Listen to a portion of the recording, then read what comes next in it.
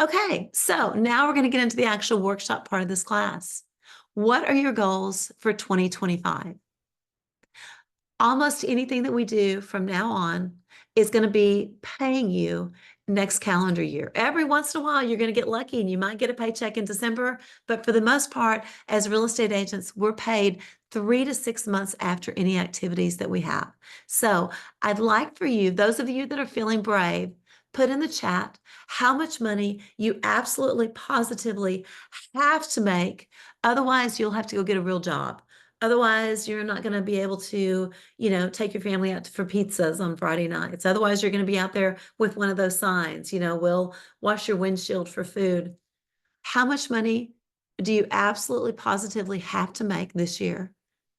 And how much money would you need to make in 2025 to feel like you were a hero to yourself? And if you want to put that number in the chat box, great. If you don't, that's quite all right as well.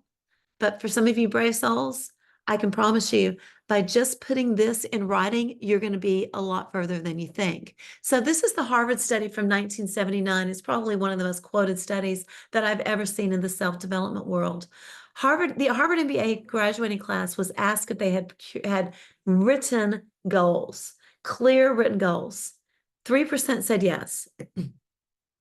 13% said, yeah, I've got a goal, but it's not written down. 84% had no goals. 10 years later, the 13% that had goals but didn't have them written down were earning twice as much as the 84%. But the 3% that had those goals in writing were earning 10 times as much as the other 97. Now, remember, these are people that were smart enough to not only get into the Harvard MBA program, but to actually finish it. In 1979, back when the admission standards were probably a little bit higher, maybe not, I could be wrong about that. But why is this so important? Because a lot of you are not getting to where you want to be because you have absolutely no clue where that is.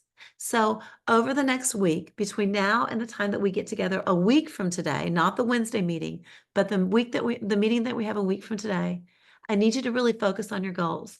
And the homework email that you're going to get is going to outline how you can do this more clearly.